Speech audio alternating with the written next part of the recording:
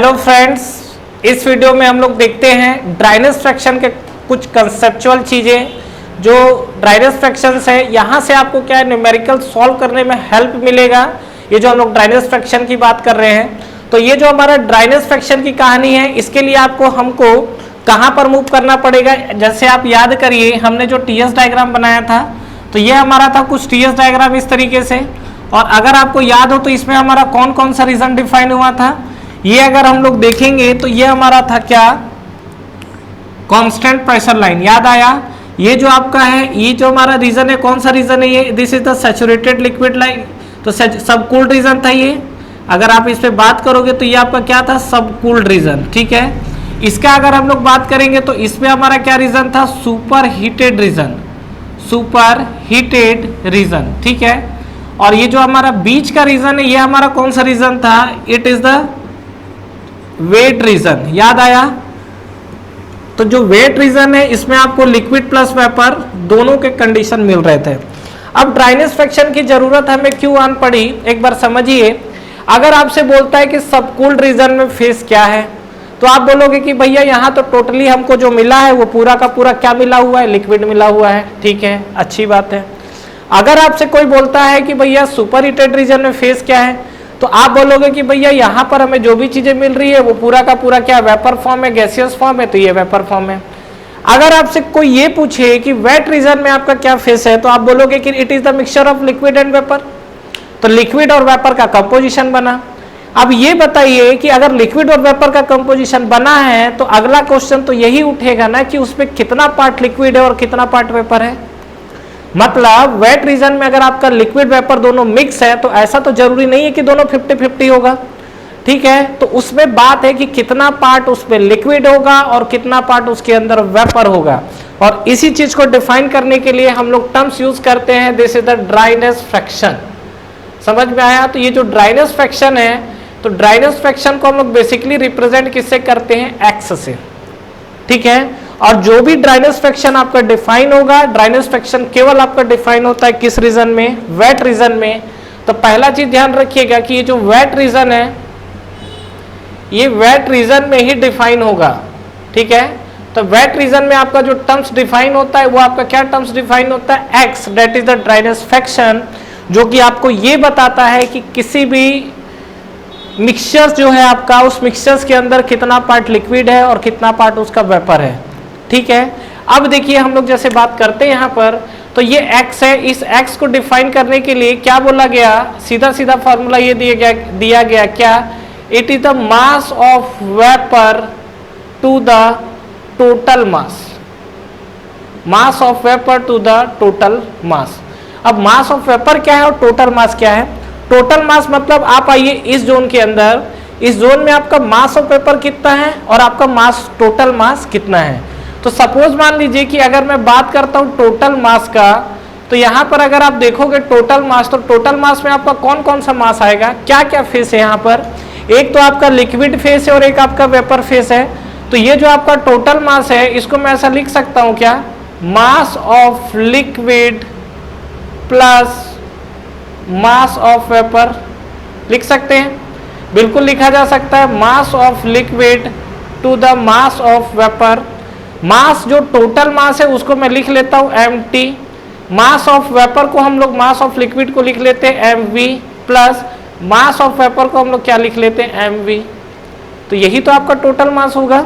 तो अगर मैं यहां पर बात करूं, तो इस ड्राइनेज फ्रैक्शन को हम लोग कैसे डिफाइन कर सकते हैं, x इक्वल टू, देखिए मास ऑफ वेपर, तो मास ऑफ वेपर डिवाइड बाई, ये आपको क्या मिलेगा, मास of liquid plus mass of vapour. पहला चीज, एसएससी के एग्जाम में 2 से 3 बार आपसे स्ट्रेट फॉरवर्ड ये ड्राइनेज फ्रैक्शन का आपको एग्जाम्स में फॉर्मूला पूछा हुआ है। दूसरा चीज, इसमें जो खेलेगा आपका, मास ऑफ लिक्विड को ऊपर ले जाएगा, बाकी को नीचे रखेगा, इस तरीके से वो आगे पीछे चेंज करता रहेगा। ठीक है, अब ये फॉर्मूले पे अगर आप देख रहे हैं, तो ये बताइए कि ये जो फॉर्मूला है, इसमें जो x की वैल्यू की बात की जा रही है, क्या ये x की वैल्यू कभी भी ग्रेटर देन 1 हो सकती है क्या? ये आपका मास ऑफ वेपर है, नीचे मास ऑफ वेपर के साथ लिक्विड वाला टर्म्स है, तो एक चीज तो कहानी क्लियर है क्या, कि जो x की वैल्यू है हमेशा क्या होगी, 1 से कम होगी। क्लियर है? अच्छा, क्या ये इक्वल टू 1 हो सकता है? अगर मैं बात करूं तो क्या ये इक्वल टू 1 हो सकता है? अब वो एक लेस देन 1 होगा, चलिए इसके बारे में बात करते हैं हम लोग। सपोज मान लीजिए कि इसकी वैल्यू 1 से कम होगी तो मैंने 0.6 लिख दिया। What is the physical significance of the 0.6 dryness fraction? तो अगर मैं इसमें ड्राइनेस फ्रैक्शन को 0.6 मेंशन किया हूं तो इसका फिजिकल सिग्निफिकेंस आप क्या समझ रहे हैं? आप ये समझ रहे होंगे कि अगर देखिए 0.6 है तो डेफिनेटली आपका नीचे 1 है जो कि टोटल मास है। इसका ये मतलब है कि ये जो आपका कंडीशन है इसमें कहीं ना कहीं 60% जो पार्ट है इसका 0.6 मतलब कहीं ना कहीं 60% पार्ट इसका वेपर में कन्वर्ट हो चुका है और 40% पार्ट आपका बचा हुआ है जिसको वेपर में कन्वर्ट होना है। मतलब यहाँ पे आप देख रहे हैं तो यहाँ पर आपको इस लाइन में प्योर लिक्विड दिख रहा है, यहाँ प्योर वेपर दिख रहा है। तो जब यहाँ आप लिक्विड से वेपर की तरफ मूव कर रहे हैं तो जो लिक्विड है वो कम होते चले जा रहा है, वेपर की क्वांटिटी बढ़ते चले जा रही है। और इसमें कंफ्यूजन नहीं होना है क्योंकि ये जो ड्राईनेस बोला है, ड्राई मतलब होता है सूखा, और सूखा मतलब ये आपको क्या मिला है? मास ऑफ वेपर, मतलब कितना पार्ट उसका सूख गया है।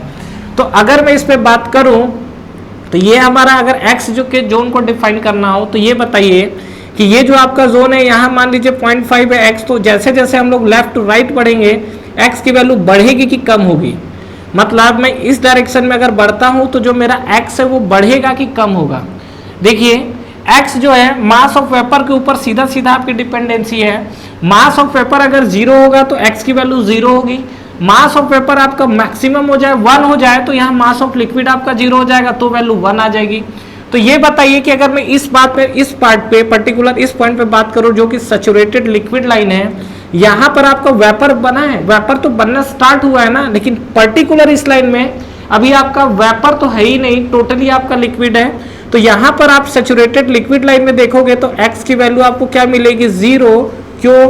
क्योंकि यहाँ पर आपका मास ऑफ वेपर 0 है।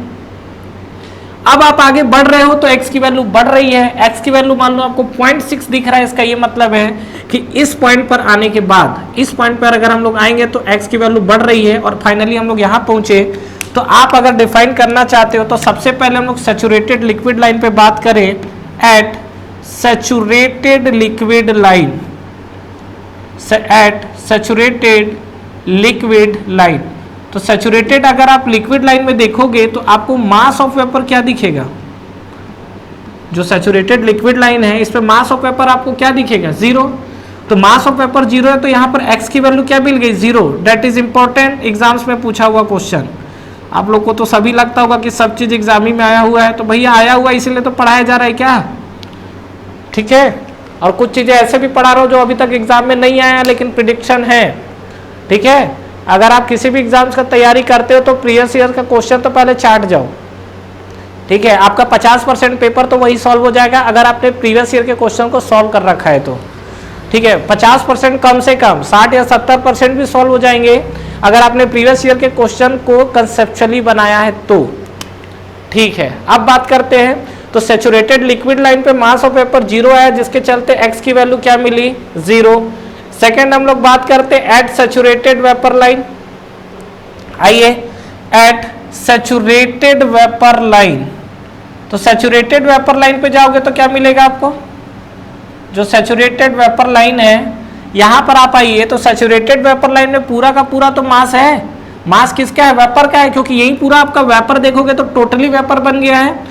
तो इस पॉइंट पे अगर आप देखोगे तो आपका मास ऑफ लिक्विड क्या मिलेगा? ये आपको मिलेगा 0। जो मास ऑफ लिक्विड है वो क्या मिलेगा आपको? 0। तो saturated liquid, saturated vapour line पर आपको मास ऑफ लिक्विड मिला 0। मतलब आप ये बोल सकते हो कि जहाँ x की वैल्यू है, x की वैल्यू आपको क्या मिली? 1। मतलब एक चीज तय है कि जो x की वैल्यू है इसी जोन में हमको डिफाइन करना था। तो इस जोन में x की जो मिनिमम वैल्यू दिख रही है वो आपकी 0 है और जो मैक्सिमम वैल्यू दिख रही है वो आपकी क्या है? 1 है।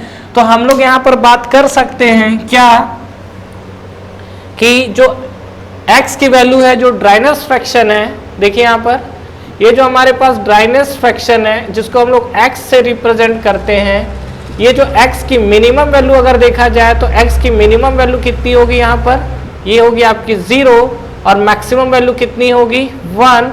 सेकेंड चीज, क्या इक्वल का साइन यहाँ यूज करना चाहिए कि नहीं करना चाहिए? तो यहाँ पे अगर आप बात करोगे तो x की वैल्यू 0 अगर करोगे तो सैचुरेटेड लिक्विड लाइन पे पहुंच जाओगे, तो एग्जिस्ट तो कर रहा है, मतलब यहाँ पर आपका बिल्कुल इक्वल का साइन भी एग्जिस्ट करेगा। ठीक है, तो ये जो आपका कंडीशन आया हुआ है इसको आप याद रखिएगा, ये रेंज आपसे एग्जाम्स में पूछा हुआ है। ठीक है, और अगर x की वैल्यू 60% आई है, इसका फिजिकल सिग्निफिकेंस क्या है कि यहाँ पर आपका जो मास ऑफ वेपर है वो आपका 60% है और 40% जो आपका टोटल मिक्सचर का रह गया है वो आपका लिक्विड है जिसको अभी वेपर में कन्वर्ट होना बचा है। मतलब मास ऑफ वेपर आपका है ये आपका कितना हो गया 60%, और मास ऑफ लिक्विड अगर आपसे बोलता है तो ये आपको कितना मिल गया यहाँ पर 40%। तो कहानी कुछ समझ में आया। तो ये आपका ड्राइनेस फ्रैक्शन है, और ड्राइनेस फ्रैक्शन आपको पहले भी बताया, अभी भी बोल रहा हूँ कि स्पेशली जो ये डिफाइन होता है किस जोन में डिफाइन होता है, ये वेट रीजन में डिफाइन होता है। ठीक है, गलती से भी आप इसके बाहर और अंदर मत चले जाइएगा। तो एक चीज x की वैल्यू कभी भी 1 से बड़ी नहीं दिखेगी और 0 से छोटी नहीं दिखेगी, मतलब x की वैल्यू को कभी भी निगेटिव नहीं लेना है, इस चीज को ध्यान रखेंगे। x की वैल्यू को जो हमेशा कंसिडर करेंगे तो मास ऑफ वेपर और ये मास ऑफ लिक्विड प्लस वेपर वाला जो कहानी है इस सिनारियो पे हमको आगे बढ़ना है। फ्रेंड्स, हमारा ऑनलाइन टेस्ट सीरीज स्टार्ट हो चुका है SSC JEE के लिए, जिसको आप बिल्कुल ज्वाइन कर सकते हैं।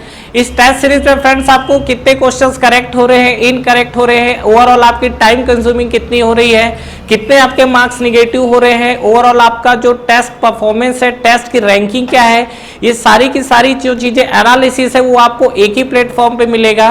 तो बिल्कुल फ्रेंड्स आपको ये टेस्ट सीरीज ज्वाइन करना चाहिए, बिल्कुल अफोर्डेबल प्राइस पे ये टेस्ट सीरीज अवेलेबल है, जो कि आपको नीचे डिस्क्रिप्शन में और फर्स्ट कमेंट बॉक्स पे मिलेंगे। इसके अलावा इस पे फ्रेंड्स अगर आप 10% का एडिशनल ऑफ चाहते हैं तो आप मेरा प्रोमो कोड यूज कर सकते हैं। जो मेरा प्रोमो कोड है वो आपको नीचे डिस्क्रिप्शन पे मिलेगा। तो जब भी आप टेस्ट सीरीज को बाई करें, ये प्रोमो कोड को अप्लाई करें, इस पे आपको 10% के एडिशनल ऑफ मिलेंगे। तो ठीक है फ्रेंड्स, अगर आप इस वीडियो से रिलेटेड कंटिन्यू और भी अपडेट्स चाहते हैं तो आप हमारा टेलीग्राम चैनल को ज्वाइन कर सकते हैं। टेलीग्राम चैनल के लिंक भी आपको नीचे डिस्क्रिप्शन पे मिल जाएंगे। तो फ्रेंड्स, इस वीडियो को लाइक करिए, फ्रेंड्स के साथ शेयर करिए और इस चैनल को सब्सक्राइब करिए, बेल आइकन प्रेस करना ना भूलें और एग्जाम्स की आप तैयारी करते रहिए। Wish you all the best.